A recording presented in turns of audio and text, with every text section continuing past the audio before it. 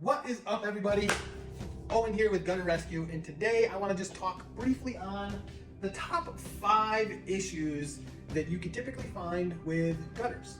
Whether they're section gutters, whether they're copper gutters, whether they're seam gutters, gutters in general, okay? Alright.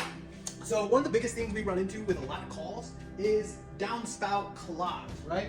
So typically, this is a 5-inch gutter, right? So we've got 2 different sizes. We've got 5-inch and 6-inch gutters. This is an outlet, and let's say you do not have a premium gutter guard on those gutters, and you live in an area that has a lot of trees, a lot of coniferous areas, where debris is going to filter down and get inside your gutters. So what can happen is you can get a buildup of debris inside the gutters, and then eventually it'll get caught up in this downspout outlet, and it'll create a clog. And one of the things that you can see when that happens is, like, so if this is your gutter that's pitched towards that outlet, you can start to see the gutter fill up in this section, run over the side, over the front, or over the back. And that's a good indication that you may have a clog in your downspout. So there's a lot of different things that you can do to prevent this. 1, install a premium gutter guard.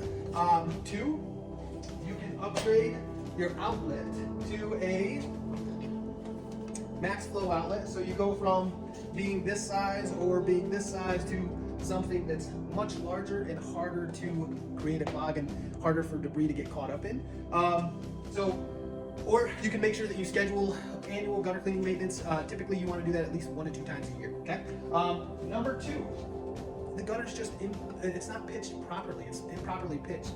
What you can find is, in some cases, I've seen where people will, pop a line or something, but maybe the fascia is not always running level. So what we do at Gutter Rescue is we use a 2-foot level. We set it in the gutter depending on whether or not it's being installed with a premium guard or not. Sometimes we'll level it off from the bottom of the gutter, and then we just make sure that we pitch that appropriately, and then we'll slide it down the gutter, make sure that we're continuing that pitch to ensure that we have the proper pitch. Another thing that we run into a lot is where folks will get a metal roof installed on their home, but they actually didn't get a snow rail or a snow cleat system. So this is just a small piece of snow rail. So typically this would sit across the ribs, get screwed into the front, screwed into the back with the same rubber grommet screws that they use to fasten down your metal roof, unless you had a standing seam.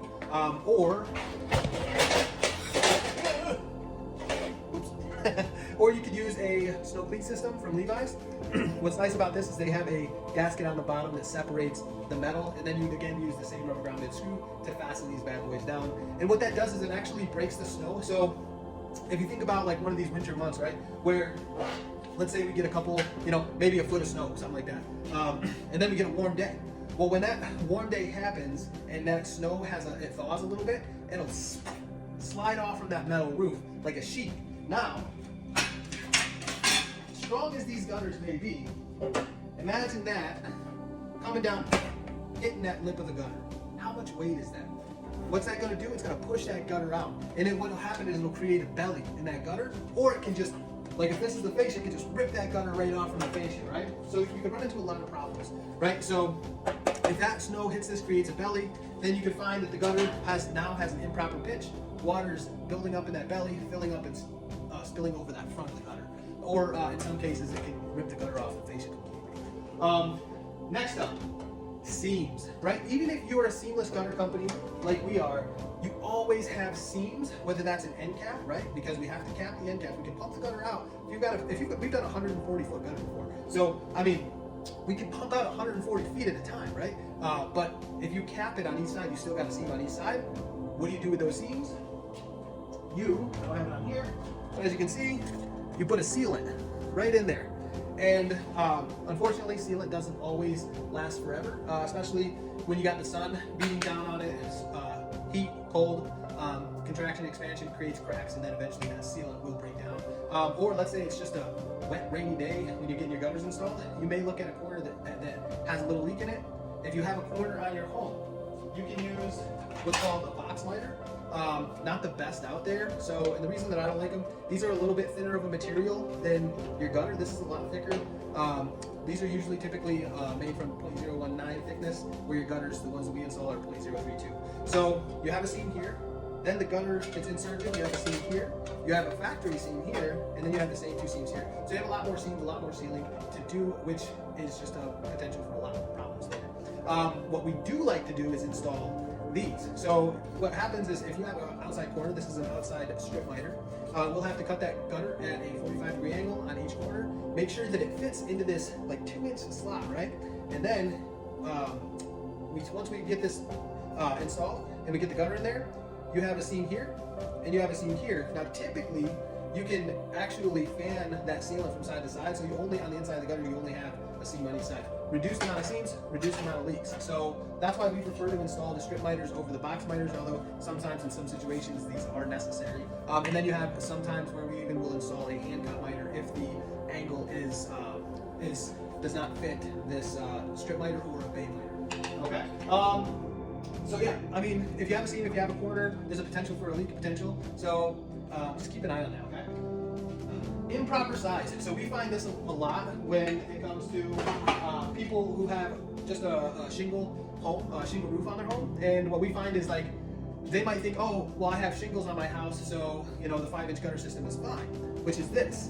But you know, let's say you have a 30-square roof and you've got second-story roofing that runs into a gutter, and then you have single-story gutter, and all the water from the upper stories coming into the lower story. Well, this gutter might be a little too small, and we would recommend going with a 6-inch gutter. So your roof size does matter, and in most cases, what I've seen is like people try to save a couple bucks and they go with a smaller system so that they can save maybe $300 to $500, but they're actually putting the wrong size gutter, which creates problems later on.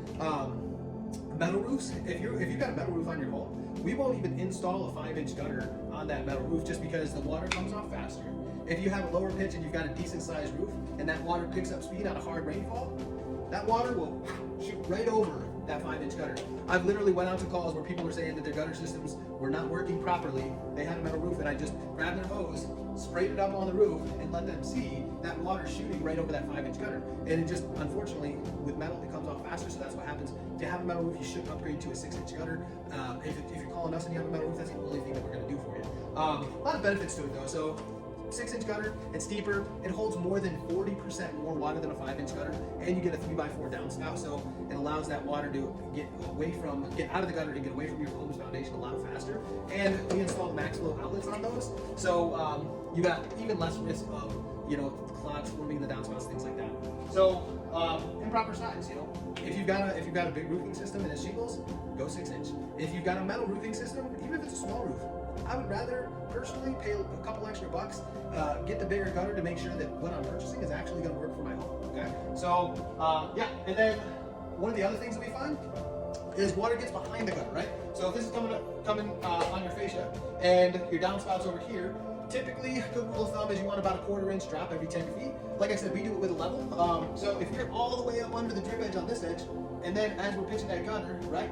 And let's say we've got a 30, 40, 50 foot gutter, at some point that gutter is going to drop below the drip edge. What should happen is you should have a piece of flashing installed when that does happen. It's called drip strip. Some people may call it gutter apron, but that goes up behind the drip edge. It goes over the back side of the gutter, and what that does is it eliminates the possibility for water to get behind the gutter. The reason that that's important is if water is getting behind your gutter, let's say you don't have aluminum wrap fascia, you could be looking at wood rot. Let's say you do have aluminum wrap fascia. You've got a screw hole, right? If that water seeps in, it could be getting in, creating wood rot. If that water is getting between, it's dropping straight down, and you could see some type of soil erosion.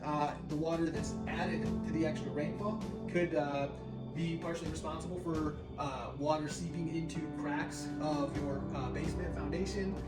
Let's say you got a situation where water's building up and it's creating a little ponding area down right directly below the gutter. That could create an environment for different types of insects. So if you've got that going on, definitely want to make sure you give us a call, okay? So that is our top 5 issues that we have with seamless gutters, or that we run into for people giving us calls and that type of thing. Feel free to give us a call if you have any of these issues going on with yourself, or if you just need to upgrade your system or get a gutter inspection done. You can call us at 607-731-7406.